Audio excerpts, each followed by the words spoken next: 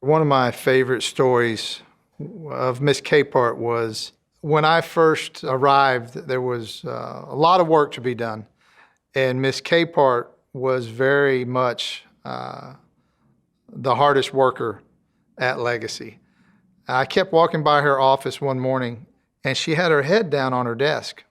So I opened the door and I peeked in. I said, "Miss Capehart, you okay?" And with her head down, she said, "Yeah, Coach." She said, "I'm fine." I said, "Can I help you?" She said, No, just taking a break. I had a breakfast meeting, 3 parent interviews, 3 family interviews. Now I have to speak to some teachers about issues that we're having in class, and then I've got some more meetings this afternoon. I said, "Well, how can I help you? Let me take one of those meetings."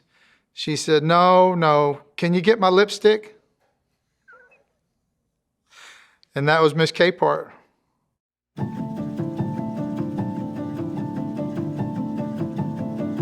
I'm not sure how she got my name, but she called me. She picked me up in Richardson, and we drove to far north Dallas.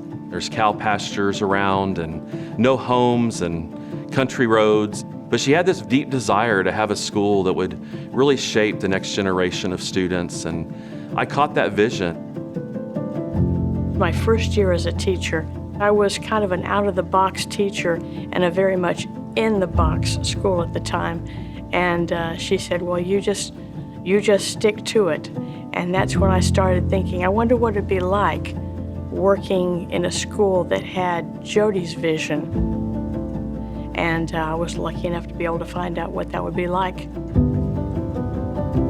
Jody Capehart, you had me at a chapel, and you had all the little kids there, and you were teaching them about disappearing stuff. And you asked me to come to stage. I got on stage, and you had this ink pen, and this ink pen is supposed to have disappearing ink in it, and you shot that ink all over my jacket. Now, Jody, my jacket is still stained, my tie is still stained, and my shirt is still stained. That's okay. I'd let you do it again, period. You have left a footprint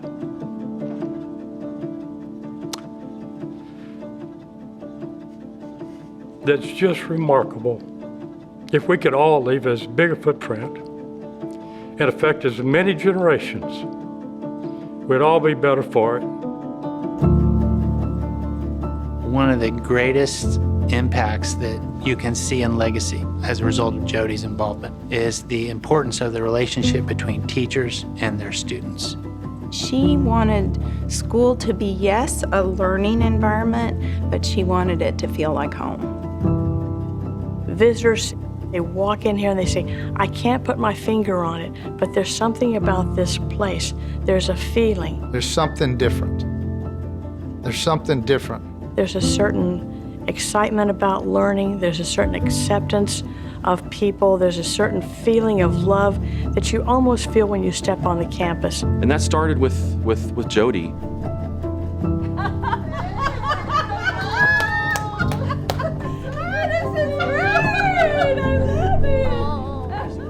Every leader realizes that they stand on the shoulders of a giant, and certainly I believe that I stand on Jody's shoulders for the great work she did at Legacy.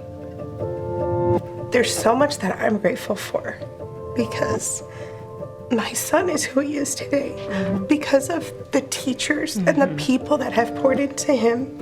And I'm just so thankful to be here. And it's because you hired me and you gave me that opportunity. And so I am very grateful.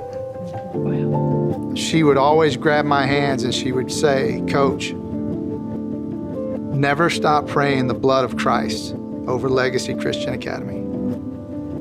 And I've never forgotten that. And it's the reason why we're still here today, is that she taught a lot of us to continue to pray the blood of Christ over this school, and don't stop doing it.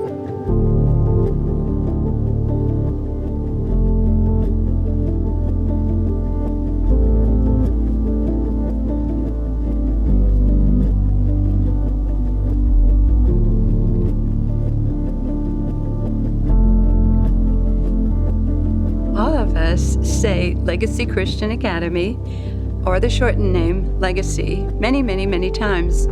So it brings me joy to think that what we are saying also, it's not about a street, it's about each student, and that each student leaves a legacy for the Lord Jesus Christ in wherever God has called them to serve.